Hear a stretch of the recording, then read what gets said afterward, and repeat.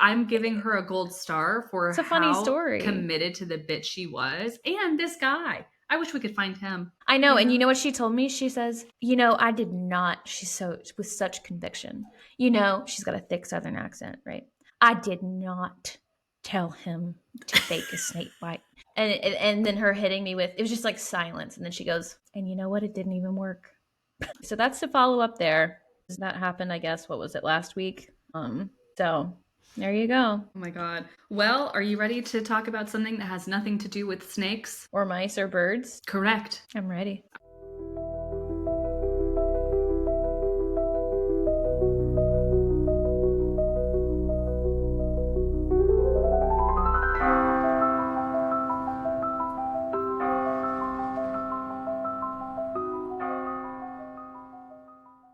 On Alter Ego, we explore where the sacred meets the psychological. We discuss sensitive topics involving trauma and mental health through an educational, ethical lens. We aim to bring understanding, openness, and curiosity, not sensationalism. Listener discretion is advised. All right, I'm going to do my potentially activating content warnings just off the dome. This one definitely talks about violence and mentions of rape, but nothing is graphic. There is murder of a child, not graphic. When there are cases that are long enough ago to feel more like what you would tell around a campfire, it's very easy to sort of take the reality and the empathy out of it and kind of It's go, like detaching from what we know yeah. now. Yeah. But it's in fact a horrific story. It just, it has this tone to it that's very flashlight under the chin. You know what I mean? Totally. So join me in 1900s New Orleans and let's talk about faith.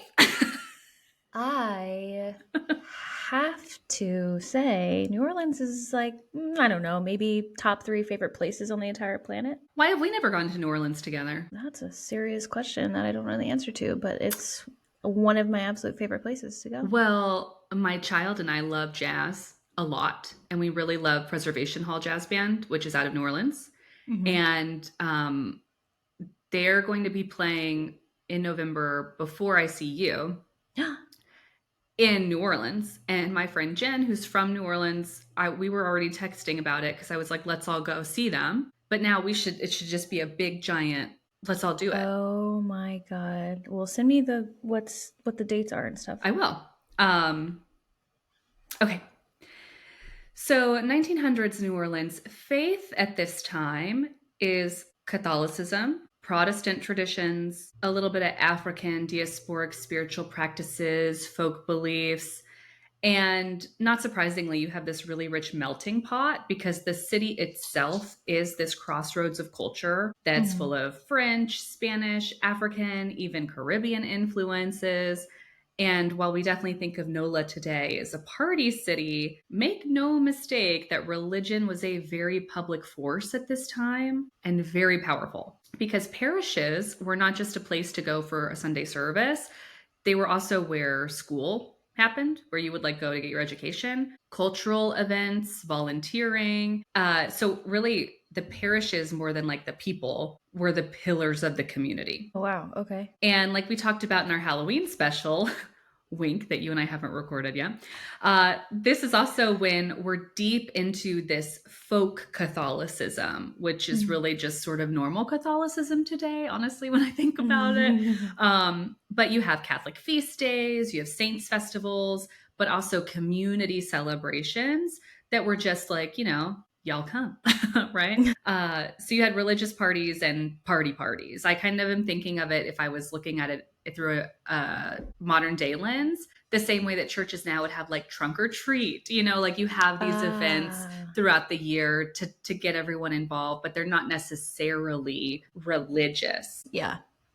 Got it. So for many Creole families at this time, their identity as Catholic was a major part of their culture and their whole identity, and it really set them apart from Anglo-Protestant America. So at the same time, there's also an expansion of Protestantism, primarily among blue collar, white and black communities. So while Catholicism was the powerhouse, there's this rise happening sort of quietly in the background that's going to get a little bit louder as time goes on of Methodist, Baptist, Pentecostal churches, and our favorite, tent revivals. And the Black Protestant churches were doing the same as the Catholic parishes, right? Not just going there for worship. This is also education, social organizing, political resistance, which of course would really gain intensity in the face of segregation and Jim Crow, but that's in the future of where we are in our story today. So to be clear, beneath formal religion, and sometimes even right beside it, we of course also have our deeply rooted traditions and practices like voodoo. But Louisiana voodoo was a little quieter during the 1800s and into the early 1900s because, surprise, surprise, there was some moral crusading going on. And voodoo, not a key player in today's story, so I'm not ignoring it, but it's just going to be a little bit more of a blip so that I don't tangent, because know thyself, am I right? So New Orleans was not spared from the spiritualism movement that I spent a few episodes talking about, that of course swept the US in the 19th and 20th centuries. So not necessarily a key point here, but something to keep in the back of your mind when it comes to the idea of communicating with and manifesting from beyond the veil, because that does come up a little bit here. So now that I've set the stage a little bit about this intersection of our favorite, faith and fear, let's settle in to May 23rd, 1918. Okay. Joseph and Catherine Maggio, Italian immigrants living on Upper Line Street, in case you live in New Orleans and you want a map. The actual reason I'm going to mention where all these victims lived pretty much, and we'll put a map on our Instagram, because it is interesting to see. You would think, I thought, researching this, that, okay, they're probably all pretty close together.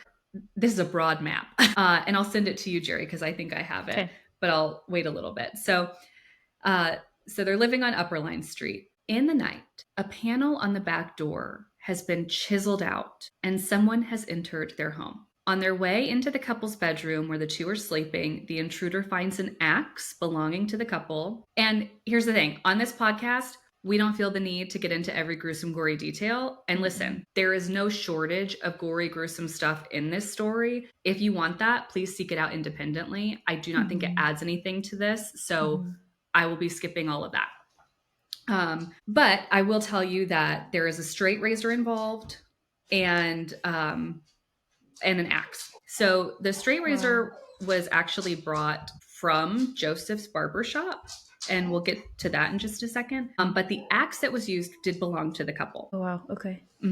So Catherine dies instantly, but Joseph survived until shortly after his brothers discovered him, which was pretty much like the next morning. It was like this happened sort of in the middle of the night, right? And this was very early. So one of those brothers, Andrew, actually found that straight razor on the lawn, which did temporarily put him under some scrutiny, but he was ultimately cleared.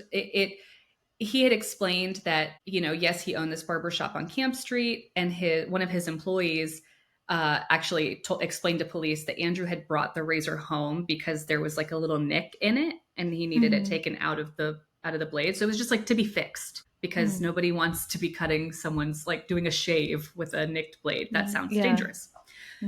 But the fact that the razor had belonged to his barbershop and that he was the one that found it made police sort of look at him. Yeah. Well, and they were like, you live right next door. Like, right next door. And they said, and you didn't hear anything? Because you would think that someone being attacked with a razor and an axe, that like some sound is going to happen. But he explains, listen, I was out all night drinking. By the time I got home, I was out, right? Like someone probably could have been screaming in his ear and he would not have been aware. But so he is cleared. But as if this wasn't an upsetting enough occurrence, right? Like full stop, this is already bad. But the killer had apparently felt very comfortable in the home because he left his bloody clothes there. And I believe in this one as well, he had eaten some food, left some dishes out. I mean, totally unbothered. Now, here's a little... I'm going to roll this marble out. DNA stuff. Oh, yeah. Who cares? This is when cops would like walk through the blood, right? No, right. But I want to roll this marble out early on, and I want to revisit it multiple times.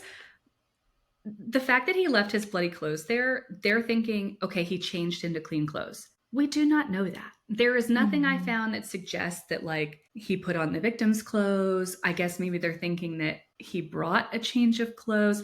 But I'm thinking, why can't he just be naked? It's Like, just what? stripped down. Yeah. Who's to say he did not just walk out into the night? Well, also too, someone I mean, it's so interesting. I think about this often when people talk about like profiling or cases or whatever, and it's like, well, what would make sense is if he went over and put the clothes on, like changed them into clean clothes, the victim. I'm like, what part about someone killing someone else makes sense?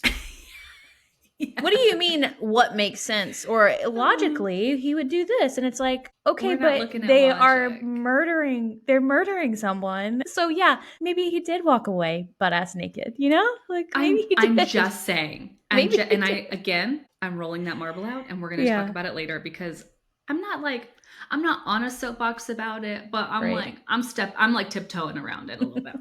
Okay. So this again, I think he's brazen enough to walk around naked because he was also brazen enough to actually write a message on pavement near the house that read, "Mrs. Maggio will sit up tonight just like Mrs. Tony." Who's Mrs. Tony, you ask? Bobby. Thought to be a reference to Anthony and Joanna Sciambra, who were Italian greengrocers, which just sort of meant like they could have like a stand somewhere or that they had like a little storefront. It's not necessarily like a grocery, but just Mhm. some sort of little like shop situation, Okay. who were attacked in 1912, also with an axe. What? And Joanna died from this attack. Okay. So to reference her, Mrs. Maggio will sit up tonight just like Mrs. Tony, who was killed with an axe And years what before. this was 1920? So 1918?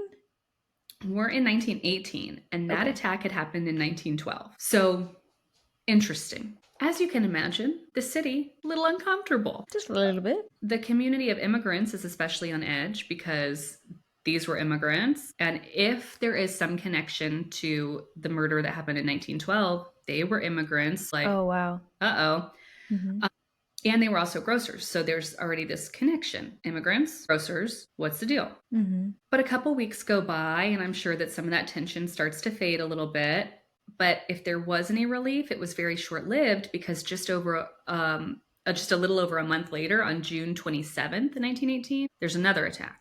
Louis Bezemet and his mistress, Harriet Lowe, are in Louis's sleeping quarter in his grocery store, sort of like a corner store, and he had like a Uh-huh. little dorm situation on the corner of Dorgenois and Giraud streets. So just like with the first attack, the door panel was chiseled, and that's what gained the intruder entry. And once again, an axe that belonged to Louis was used. What? Harriet and Louis actually survived initially, enough so that Harriet was able to give some statements, but they were very confused and very conflicting. And hello, she had been a victim of an axe in the head. So, like, head trauma, Mhm. you know, Mhm. excuse me for not being able to give you a timeline and a description. Um, and at one point, she actually accused Louis, but of course, no one believed he would bludgeon his own head. So everyone was like, Right. yeah, Maybe why don't you not. just, you're all right, save your Mhm. energy. Um, so not much to be done with those accounts, and they both did ultimately pass from their injuries. Wow. Quick aside here, a man of color was arrested pretty randomly, simply because he couldn't seem to offer up a really concrete alibi. But What? the cops were desperate because now they have four dead people, right? He was the fall guy. He was a fall guy. They were just trying to find somebody, and they were like, "Oh, you don't know exactly where Mhm. you were at this not super clear time of death." Well, Right. that's Mhm. he thankfully he was ultimately released because Oh, good. there was literally no Evidence. evidence. Yeah. Um, Other than you can't remember where you were last Tuesday at 9 p.m. yeah, and it's It's like like me me neither. either. But between this and the fact that this man's wife came back into town to discover, oh, my husband's having an affair. Oh, and he was murdered. So the wife It's found. Do we Oh, know if the wife found them dead in the shop? no, it was one of his employees found them, Oh, but oh, oh, yeah, he oh, like oh, oh. someone came for deliveries, but she came Oh, back okay. into town before he passed. Um, and if I remember correctly, I think that he was a reporter had gone to the hospital, maybe something like this, and wanted to visit her and gave his surname, and they were like, "There's nobody here by that name," and so it was like, oh, this woman wasn't his wife, and Oh yeah. my god. So Whoa. it's Okay. just a just a media circus. Mm-hmm. Um, yeah, and the police are, again, I said it before. It sounds like a joke. It's not a joke. This really was a time where a police investigation looked like, oops, don't, watch out for that blood there that I just stepped in. Like, don't slip in that. I mean, very not Haphazard. good. Yeah. Yeah. Yeah. So for something like this, I mean, definitely there's nothing, we're not surprised. Mm-mm. So once again, the city is panicking. Who is this axe murderer and what's his motive? Because the only correlation is immigrants and grocers, but like, That is so why? odd. And some police are let go at this point because, again, there's a lot of scrutiny on the police force. And so they start cutting people and going, okay, don't worry, it's going to get better now. It doesn't, just so you know. So, Spoiler. spoiler, it does not improve. Now, at this point, they do get a little bit of a longer reprieve because it's quiet until August 5th. And I want to set this next part up by saying she survives because I don't want anyone to turn the podcast off with what I'm about to say. Because this time the victim is 28-year-old Anna Schneider and she is pregnant. So just like the last incidents, she is attacked in her sleep, but the intruder didn't find an axe. So he instead used a lamp near her bed as a weapon. What the fuck? So while it did cut her face pretty badly, this is likely why she survived. I mean, don't get me wrong, she was brutally attacked, Yeah. but she was able to survive. And she did later give birth to a healthy baby girl, Oh, good. like a couple days later. So something interesting about this incident and the others so far is that nothing is stolen, ever.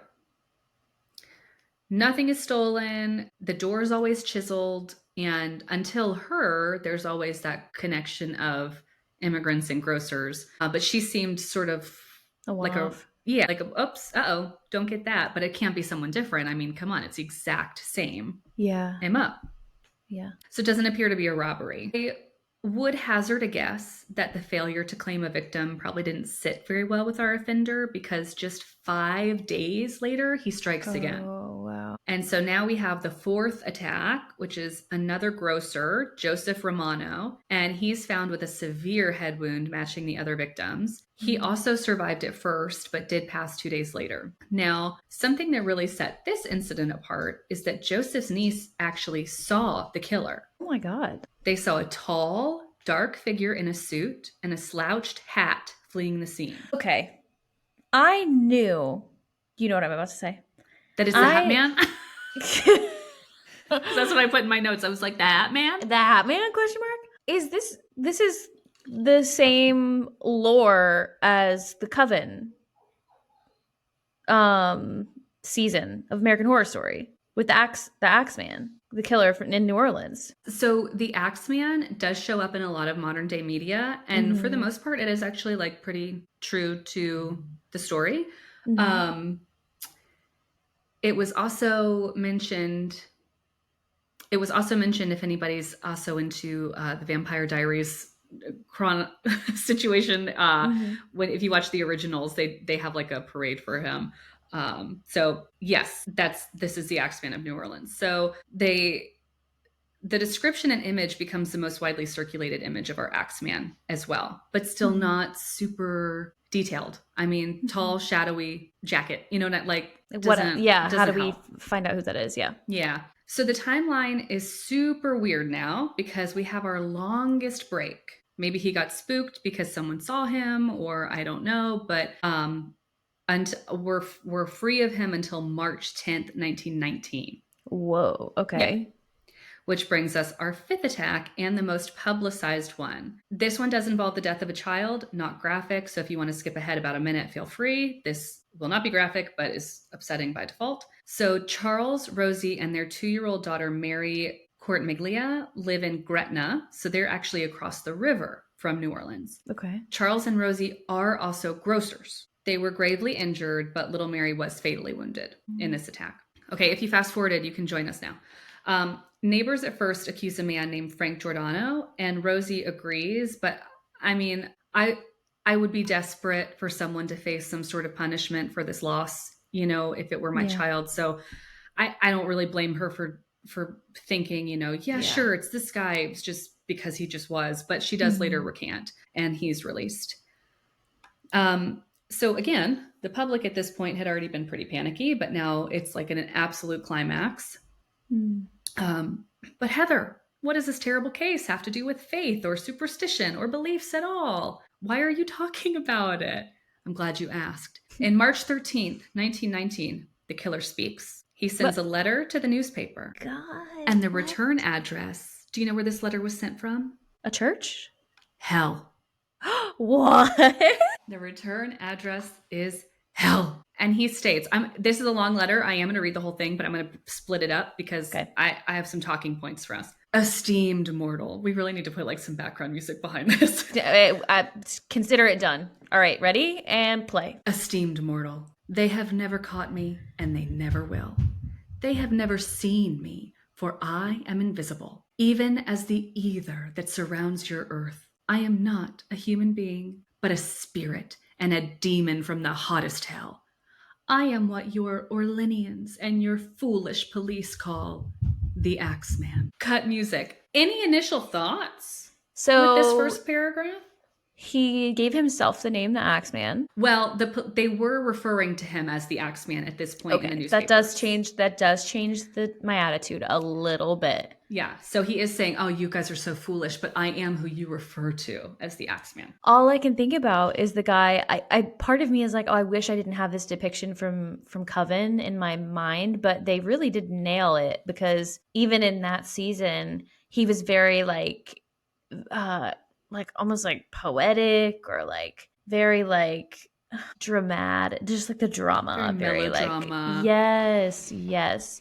Okay, so interesting that I have so many thoughts. One being the communication style. If you're not from here, if you're from another realm, you're from hell, you're going to send a letter to the newspaper. That's a really interesting way of communicating. This is the first thought I have. To all of them. I'm pretty sure he sent them to multiples and was like, okay, I hope somebody takes it. Yeah. Okay. And he really wants attention, it seems. Yeah, I'm feeling a little bit of narcissism here. I'm not diagnosing, but It's a little pick me, yeah. For sure. Music resumes. When I see fit, I shall come and claim other victims. I alone know whom they shall be. I shall leave no clue except my bloody axe, besmeared with blood and brains of whom I have sent below to keep me company.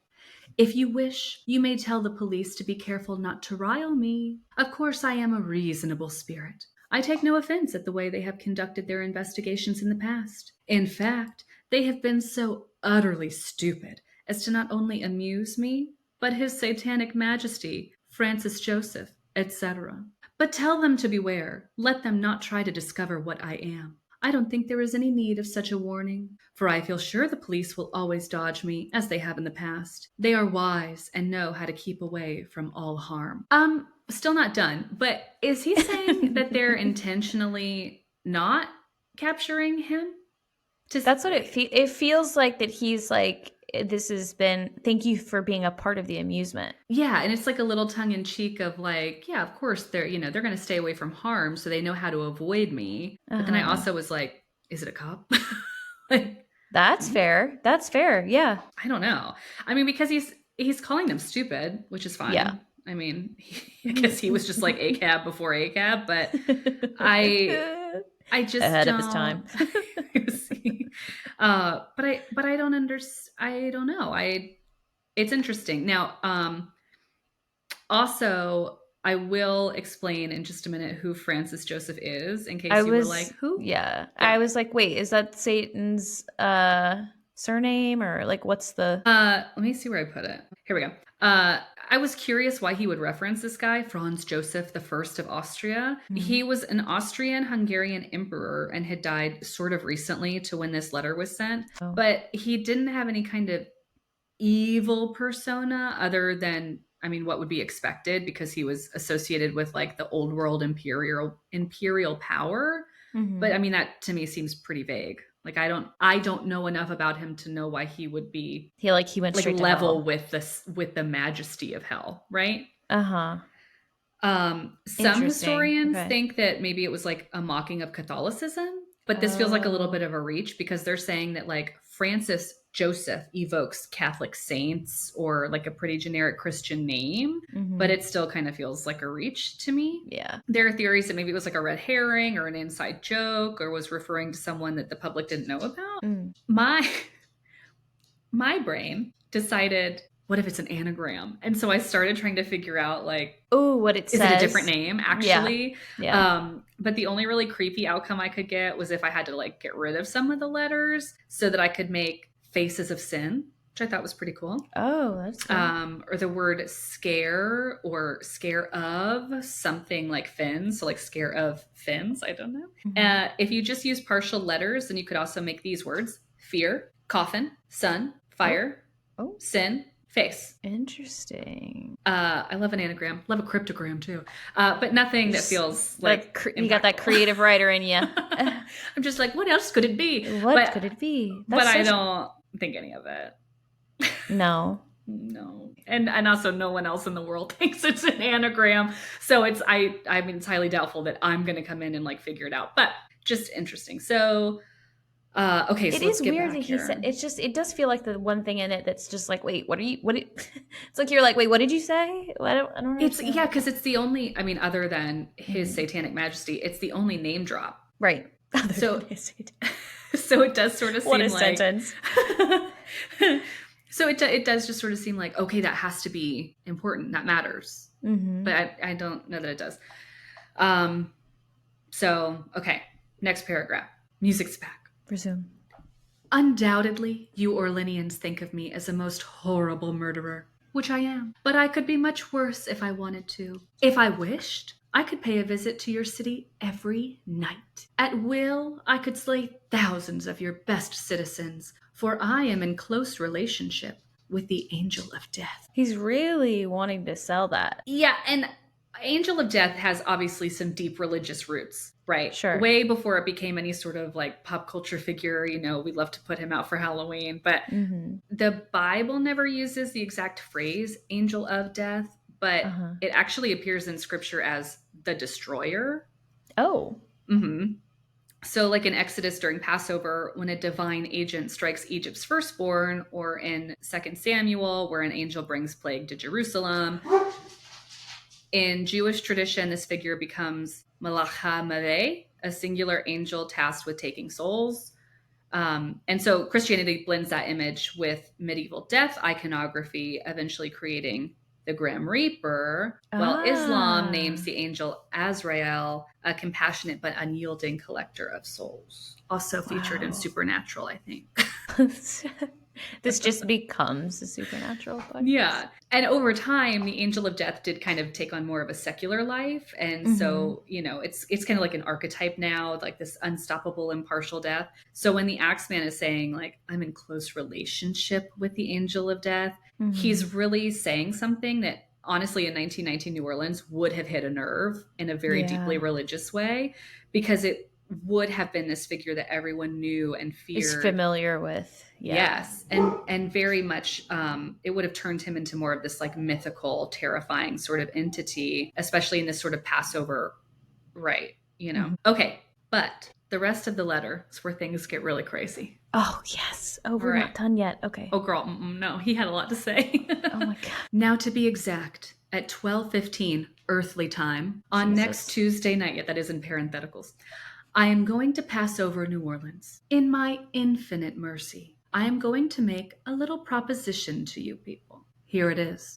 I am very fond of jazz music. And I swear by all the devils in the nether regions that every person shall be spared in whose home a jazz band is in full swing at the time I have just mentioned. If everyone has a jazz band going, well, then so much the better for you people. One thing is certain, and that is that some of your people who do not jazz it out on that specific Tuesday night, if there be any, will get the axe. Okay, we still have one more paragraph, but I want to draw the parallel here on the story I just mentioned of Passover.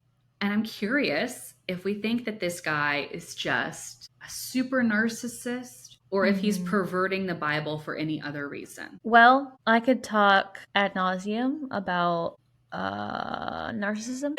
Yeah, there is it's always interesting because I'm like towing this line between like, I mean, even what you said. How does this paragraph start? Can you say the beginning of it again? Yeah, when he said, now to be exact, at 12:15 earthly time on next Tuesday night. So midnight 15. Yeah, it's just such a performance and such a control thing. It almost feels like a conglomeration of things. This is a very targeted, well thought out, planned, precise performance. Which is so interesting when you consider that he never ever brought his own weapon to any of these. So it's like he's got so much time to sort of plan and do this performance and really put this effort in. What is on my mind is, okay, first of all, what does this man do for work? Because he has way too much time on his hands. I have a theory about that, but we'll talk about it later. I mean, he's just so much time. I don't know. I'm obviously very activated by this person. Well, I'm like, it's gonna get worse. I'm like, okay, so much time. Also, you people feels very problematic. I mean, there's just so many things that I'm just like, okay, well, you know, you mortals. Yeah, losers. like you losers. Like, what the? I mean, I guess there is obviously there's some stuff going on that's not grounded in reality. I don't know. I'm feeling like this is just a cope. He's a murderous person, and well, so let's finish this letter out then. Okay. I don't know what this energy is I'm tapped into, but okay, let's go.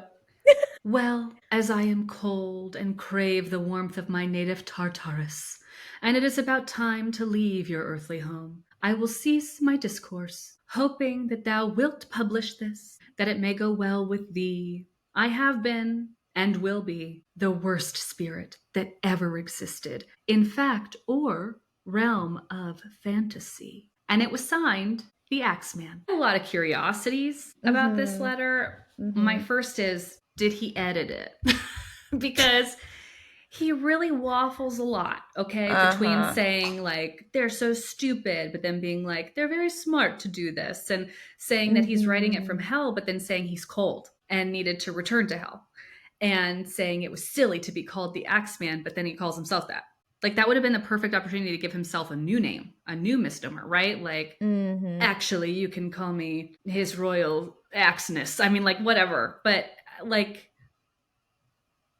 a lot to get into with this letter. And I've already interrupted it a bunch of times. I did explain the whole Francis Joseph thing. But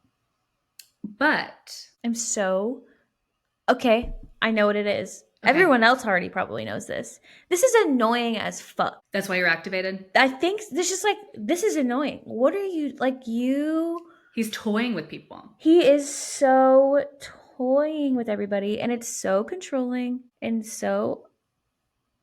Like, obviously people play jazz music, and then he gets to stroll around and listen to everybody's jazz music. It's like, so let's talk about that. Let's talk about that. Because just like he wanted, the newspapers did publish this. And do you think also, March 19th heard a lot of jazz? Of course. And bad on the newspapers, honestly. They're like, that's not great. I mean, come on, that's going to sell some papers, Jerry. Are you kidding? Oh. We're not worried about ethics. Yeah, that's what I'm saying is like bad on that. Well, jazz echoed through the city as residents packed dance halls. They played records at home. The wealthier citizens had bands in their home. And do you think any murders occurred on this night? Nope. It was quiet other than the music. But we need to talk about this because something that I feel like no other podcast has talked about with this is Why jazz? Because I know that when you Ooh. listen to it, it's just like, okay, yeah, he loved jazz music, big deal. Hey, jazz was not okay. Jazz emerged. Let's nerd out a little bit. And this is our podcast for a reason. We got to talk about belief and stuff. Jazz emerged from Black musical traditions like ragtime, blues, even spirituals. Mm-hmm. And it was popularized first in Black and Creole communities. So, of course, the white religious leaders flipped out. They associated jazz with low morals, sexuality, and sin. It was the devil's music. Oh my God. Yeah, you didn't know that, did you? So, No. more racially charged, they called it jungle music. Oh my God. Uh-huh. But they also gave it the sexy little nickname of the language of the flesh. The flesh. So obviously not so subtle racism and a fear of cultural shifts, right? Mm-hmm, mm-hmm. Fun fact, in 1921, the Ladies' Home Journal published an article that called jazz a destructive dissonance that invites moral disaster. And ministers were preaching that the syncopated beats of jazz awakened primal instincts and was dangerous for young people who may be encouraged to sin. Oh my God. What is the deal? Is this amazing? I did know to some extent that anything that have many thoughts, but in short, so much of our entertainment and media, you trace the origins back to Black culture. Mhm. And at some point, it's this that there's this layer of like, oh, it's whatever this sin nature, the nature of the devil, weird shit, and then it turns into being like, oh no, it's cool now. Yeah.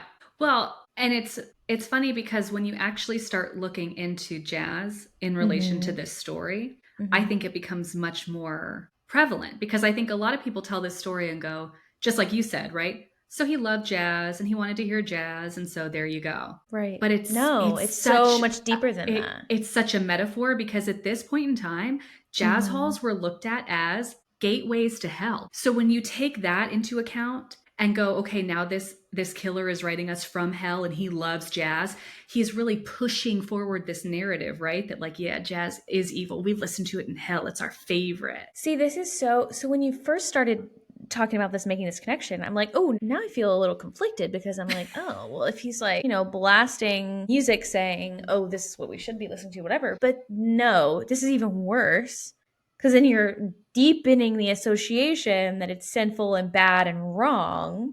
And then you're throwing in some murder in there. And it's like, okay, well, this is making it way worse for Black folks. Like, this is way, way worse. Well, and he's also sort of blaspheming at the same time, right? Because now he's also using it as like the only protection term that would work against him in this sort of Passover story.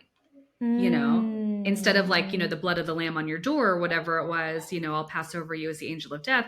I'll pass over you if you play the devil's music. So it's like you have to embrace it, and you have to sin, and you have to listen to it. And you gotta like it. Yeah. Yeah. Wow. Yeah. See? Interesting little... So I feel like that is probably one of the most important things of the whole... And I've never heard... No, I haven't either. So, just patting myself on the back there. Good job, Heather. So because the big jazz night seemed to have worked, there was hope that maybe he would just go back to hell and leave everybody alone. We can only hope. But in August 1919, on the 10th of August, the 6th attack happens. Steve Boca, also a grocer, yet again had a panel in his door chiseled out and was attacked in his bedroom. What is his deal with the grocers? Let's theorize in a little bit. Okay. Because I'm doing the same thing. I'm like, okay, if it's just immigrants, that's easy. It's like, you're just super racist. But if it's also a grocer, it's like, what's going on? So we'll get there. Okay. So he actually survives this attack. And, usually in these stories, it's like, and so discovered them. Their neighbor discovered them. Their brother discovered them. Well, he discovered himself because he wakes up and realizes that his head is bleeding and he gets help. But he has no memory at all of the attack. And none of these people that do survive, of course, do have a memory. And obviously, again, it's because head wound. But I do think that there is something sort of, again, flashlight under the chin eerie about that too, right? Of like, Mm-hmm. I can't recall anything. And if it's a demon, then maybe, that's intentional. You know what I mean? Right. It's got kind of a supernatural energy to it of, I don't know, Yeah, I it can't does. remember a single thing.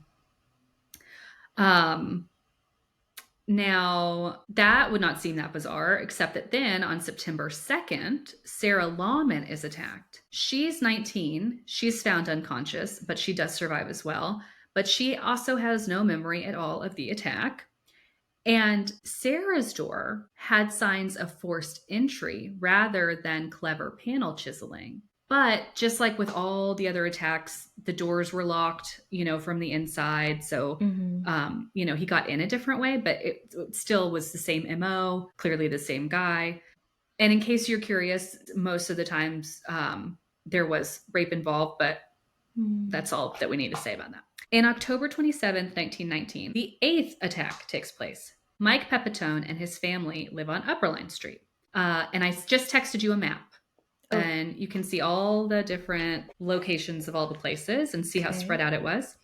Um, and like I said, I'll post the map that I just sent to Jerry so you can see that he was really getting around Louisiana. And he was struck multiple times in the head. He did die at the scene, but his family survives. His wife saw a figure fleeing, but she couldn't provide any details about his appearance. There are some stories and some retellings of this that she shot at the man that she believes was the killer and that she hit him. Oh my And God. there's speculation that maybe she killed him because that would be the last attack. No way. Or Okay, would it? baddie. Or Oh my would it? God. So Her. first look at the map and then we'll talk about that. Okay, I'm looking at the map. I'm going to zoom in here. This is a great little visual. Okay.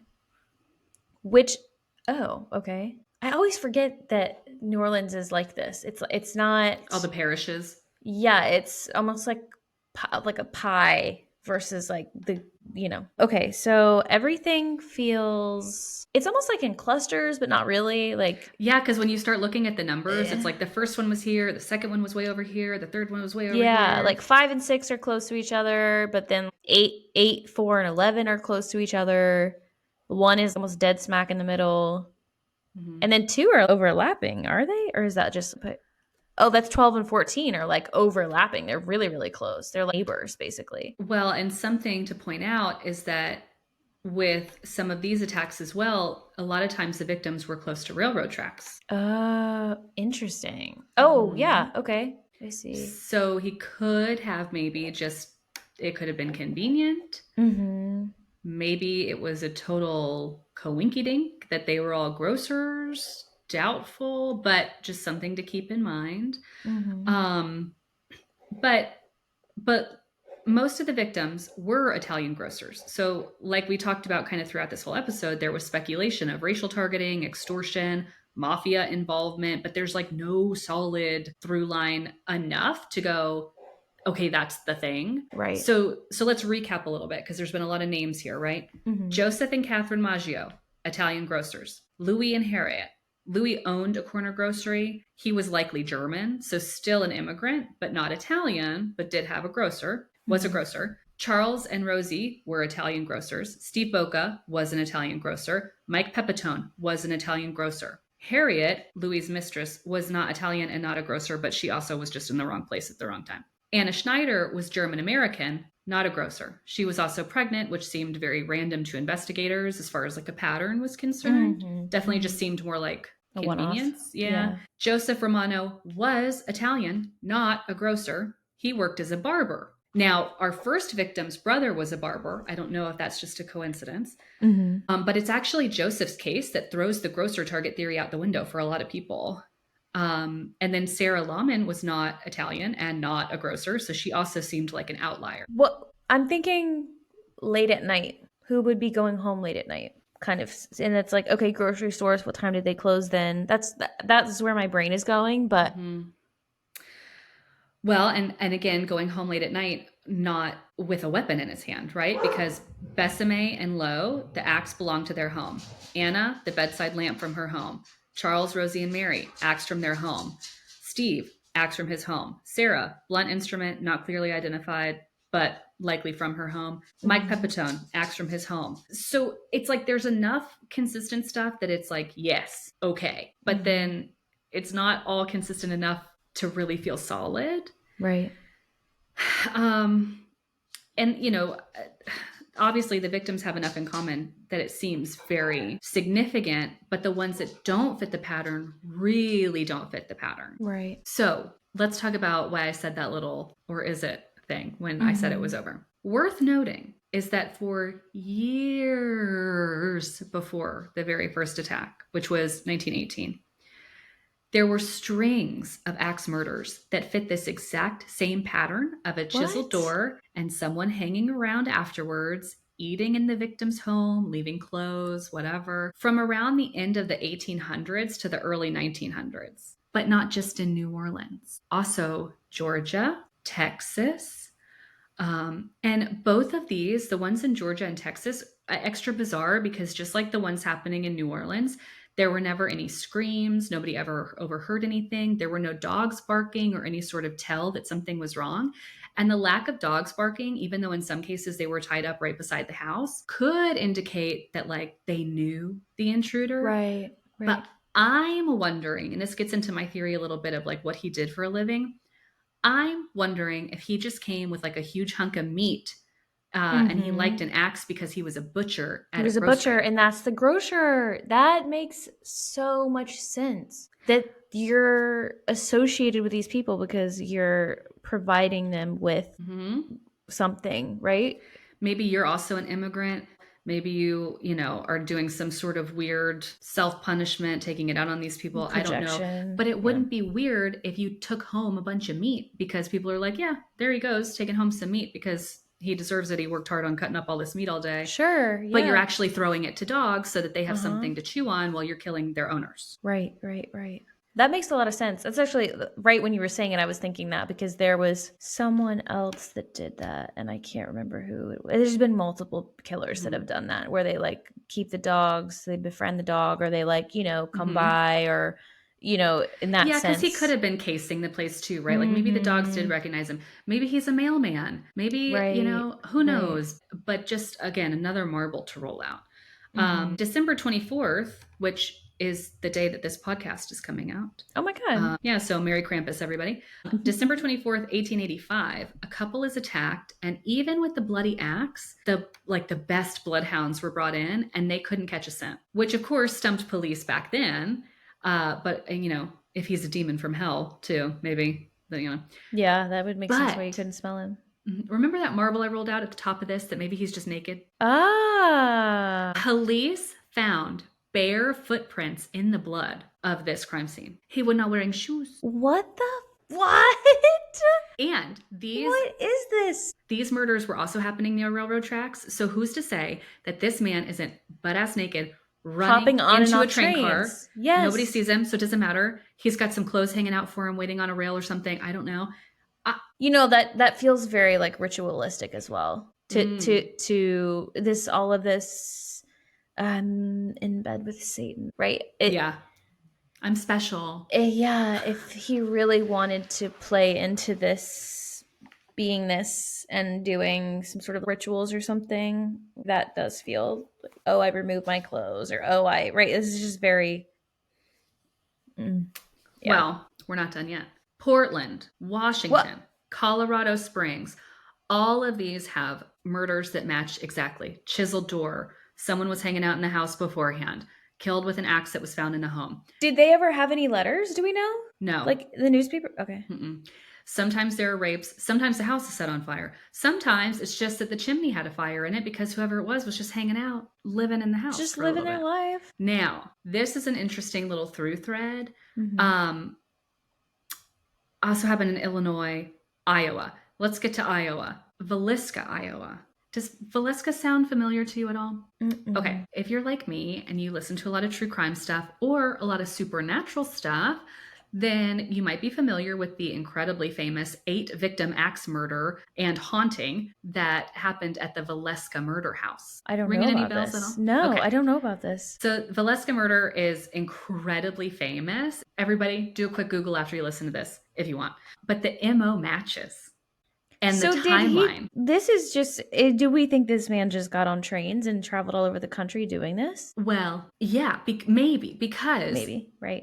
there's also in that house with that murder, which by the way, when I say that he hung around the house, sometimes it was like for days before killing them too. Whoa. Yeah, so like it wasn't necessarily that he came in that same night. It like because in one of these homes there was food and even human feces like found in the attic because he had just been hanging out for a couple days. What a nightmare. That's a horror movie, right? Oh Like my someone's just God. living in your attic. Ugh. So, but at the Valeska house, there's a note found under the table written in German. We're going to talk about this in a little bit. Is But that the all language they speak in hell, or? I thought that was aren't all the religious folks Latin? I don't know. So 4 years after the attacks ended in New Orleans. So, because again, everything I just mentioned was before the very first attack in New Orleans. So all of that happened. Yes. Yes. Then all the New Orleans murders happened. Yes. Then it was quiet, right? Because she thinks that maybe she shot him fatally or, she at least Yep. scared him enough that whatever. Okay. But 4 years after that December 24th attack, there's an axe murder in Germany that matches exactly. And because the Valeska murder had that German note, there's belief that maybe the killer was a German immigrant. Blink, blink, blink. What? Further adding flame to this fire is that one of the victims in New Orleans said that she heard the man speaking in German. Oh my God. Okay. And she said that before the murders happened in Germany. That was like something she had said at the time. Right. Okay. So if that's true, he killed for 3 decades and then went back to Germany, took a little break, and then started again. And he would have had, I think the count is like 64 victims. Oh my God. But would you like a little creepy ending to this whole thing? Yeah. It may not be related. This may be a little like more urban legend than anything, but it's interesting to think about. Let me find the picture that I'm going to send you. Okay. So in 94, there's a Navy ship that's being retired.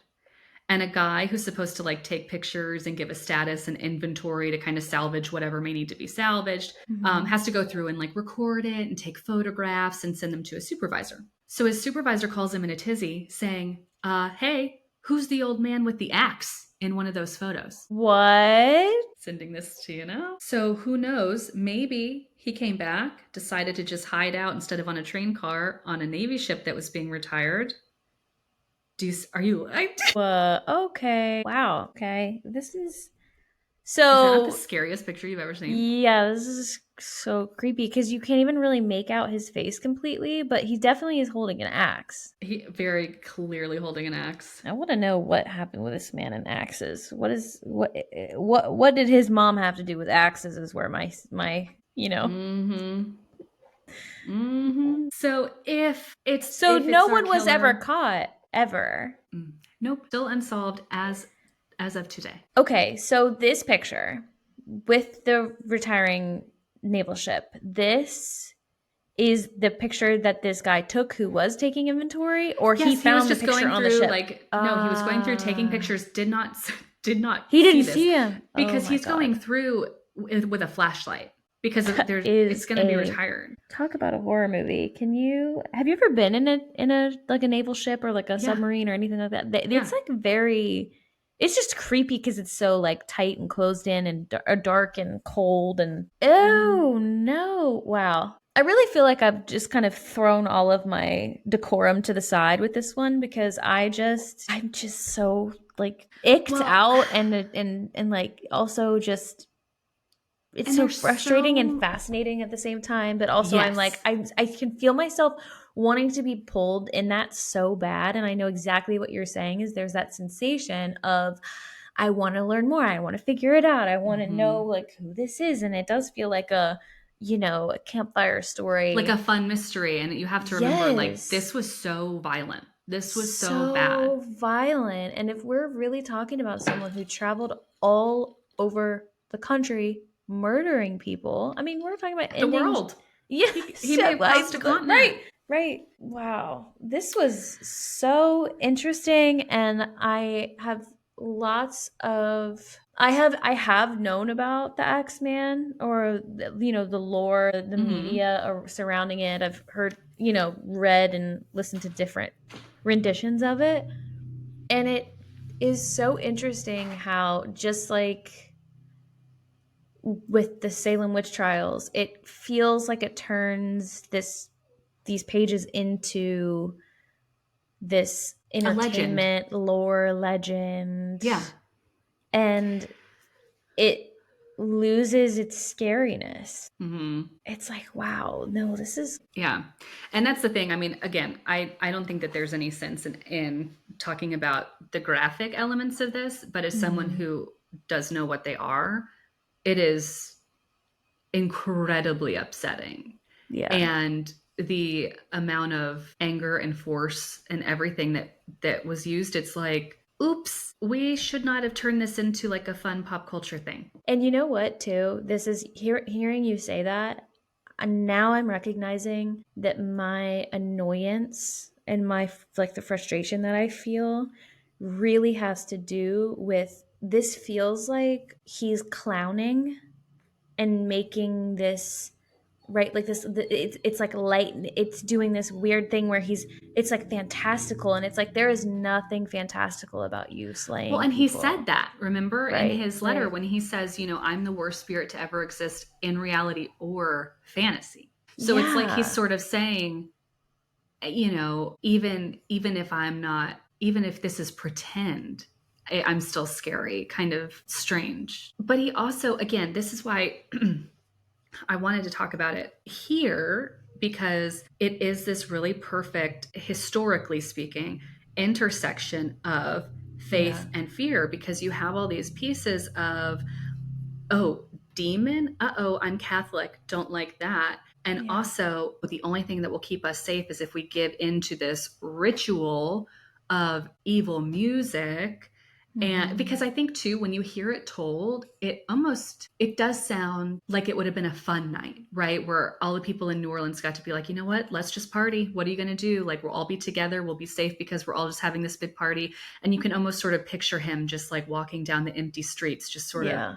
vibing, right? Hmm. But then it's when you actually break apart that mental image and realize Hmm. that there were probably a lot of people that felt very conflicted to do this, and that probably felt very uncomfortable doing this, but did it because Especially they were immigrant. so afraid. Yes, and I'm so curious here. I don't know enough about Catholicism, and as we go on and as we learn more and more, and I do more research and we put things together of historically just colonization in general, and this melting pot of this country, the sensation is coming up of how deeply morbid and unsettling to force someone to listen to something, and To then toy this, with them, and then torture the them. deeper layer that it's, even just the narrative around that it is demonic, or you know Hmm. of the devil, It's right? like you have to invite the devil in to prevent the devil from coming into your home. Yeah, and you're subscribing to the fact that this is, like, deeply rooted in racism. It's like two or three layers Yeah, deep. there's a lot And happening. so, yeah, I've never heard this. Not, I've Like almost through this said lens. rendition, through this lens. Yes, Yeah. exactly. So, wow, this is so thought provoking, and I'm so grateful to understand it deeper, and in a way that matches the true nature of its, Well, me like, of what too. happened. Because I'll be honest with you, when I added this to my list of things I wanted to talk about, I felt like it Hmm. was going to be a little bit of a stretch, and that the only thing that I sort of had to excuse it as like a topic was that, well, he said the word demon. And I felt like I was really going to have to reach to say, like, see, it Mm. fits in with what we do here, because he said Hmm. demon and he made them scared. But so then to really actually dig into it and go, oh no, This has everything to do with. this is 100% what we talk about here. Yeah, Mhm. was very different. Wow, Mhm. great job. Thanks. But I'm like you, I'm trying to kind of ride that line between, I'm so fascinated by this, and it is entertaining because of the fact that it has so much to offer, right? Hmm. there's a lot to it and a lot of theatrics and histrionics and all these things. But then also sitting here going, how unfair that this Yeah. man killed potentially 60 plus people Yeah. and just did Terrorizing that communities. Yeah. and just did that and had a lot of fun Mm-hmm. doing it. Mm-hmm. Why? Because again, we have all these connections and all these pieces, but it feels like we're missing that one, like the centerpiece of a puzzle, right? That's a one piece that Mm-hmm. fell on the carpet somewhere that we can't find. Because Mm-hmm. even if it was just convenient and he's just riding the rails and jumping off and whatever, why were they all grocers in New Mm-hmm. Orleans? Was it really just that they all coincidentally lived in that area? Because that doesn't feel right. But then they weren't really all grocers before that. So did he just decide it would be fun to have a theme? Was that the red herring in itself? But also, did he actually research who these people were? Because it seemed like Mm-hmm. everything else he did was so just, I think I'm going to do this now. That's why that's why going home late, like as a shop owner, just like shop owners go home super late because Mm-hmm. they have to prep for the next day. They have to clean. And I can only imagine that those places stayed open later. And I don't know this, Mm-hmm. but it feels a lot more to me like I'm leaning over into it being about opportunity versus, oh, Like this person targeted. targeted, yeah, of like this person is Yeah. walking home, their hands are full. Well, I guess he didn't, I guess he waited until they were in their homes though too. Sometimes, but sometimes he may have been in there for a couple days beforehand. That's Right. that's the thing. It's like we know how he got in. It's not always clear how long he was there. Too, it's like shop owners are gone all day. Yeah. And but exactly to that point too, it's like, was he a shop owner? Because if so, it seemed like, how was he just How would he be able to do all of this with all this time on right? his hands? Yeah. Because that's the other piece of it too, is it feels like, okay, so maybe he was a shop owner, and even if he was German, maybe he had it out for the Italian immigrants because he felt like they Mm. were, imposing on his territory or his corner of, New Orleans or whatever. But then again, it's like, but was he just never working? Or because how was Mm. he? Have you thought about the fact that he's not actually the one that sent in the letter to the? I did think about that. I did think about that because, like, why? Yeah. You know? Um, It just hit me. I'm like, wait, what if it was someone who wanted to partake in a yeah, fantastical way and yeah. wasn't actually the one doing all of this killing? Because that also kind of, I don't know. I don't know where I even want to land, but No, I've definitely thought about that before because if you think about it, what what in the world was the connection? You know? mm-hmm. Like he was so kind of blasé with how he did everything. He Right. left dirty dishes, he left his Mm-hmm. bloody clothes. Like he just was sort of doing it and leaving and moving on. So it does seem out of character that then he would sit down and pen this pretty lengthy letter Mm-hmm. and send it. But I think it's so easy to go, well, I mean, who else would have done it? But to your point way earlier, right? Of like, well, what would Mm-hmm. make sense? Right. There are people, period. There are people, you know. Yeah. So I mean, who is to say that it wasn't someone that just wanted to be a part of the chaos and just Well, wanted to watch it the world burn? Maybe it was one of the cops that had gotten fired and he just wanted to, right to you cause know. some chaos. Yeah. I mean, one of the things that I really, I'm going to be careful here.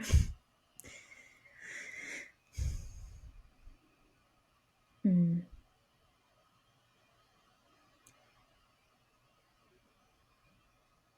I have heard people say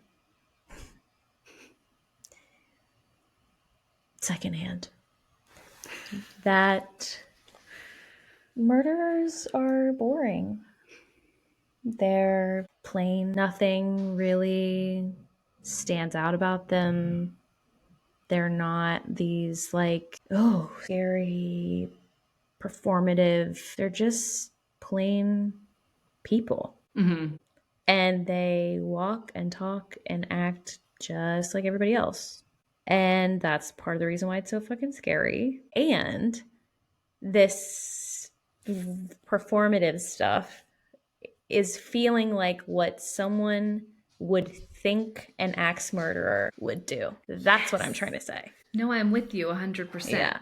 It's Yeah, like, and ooh, I if I'm a spooky, scary murderer who axes people in the night, then I'm the mhm. devil, I'm in and league with the devil. that is where all of my feeling. Yeah, okay. This is Mhm. just me processing my feelings. No, but I think you're spot on. I think yes, and that's again exactly what we're doing here is why it does feel like a campfire tale because it's so easy Mhm. to go, okay, but what if actually, there's so Yeah. many different places that you can go with this, and I think if you're someone that enjoys listening to historical crime, Mhm. it's there's a lot of fodder, for Yeah. better or for worse, whatever that says about the way that we want to process, Mhm. fear without having to be afraid.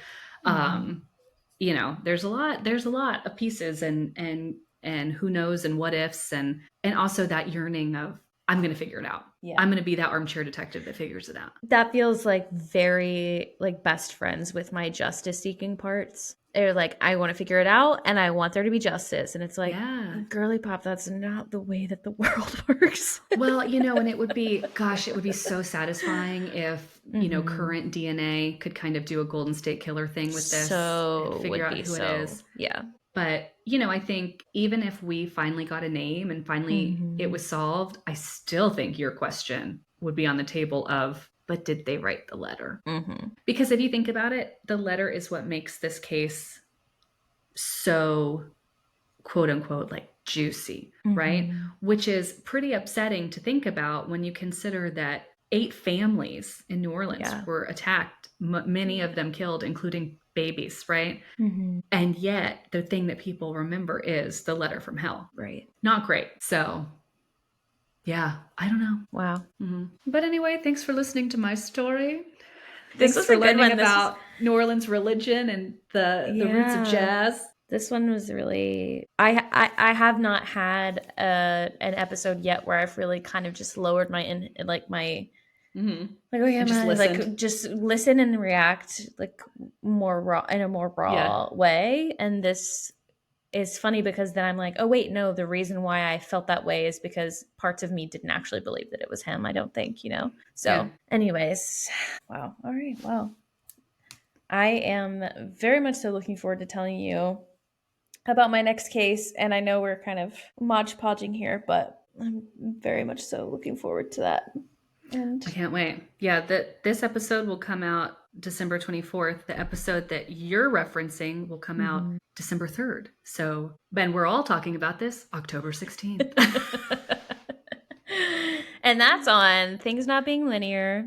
Yeah. What is time? What is time? All right. Bye, everybody. Bye. See ya.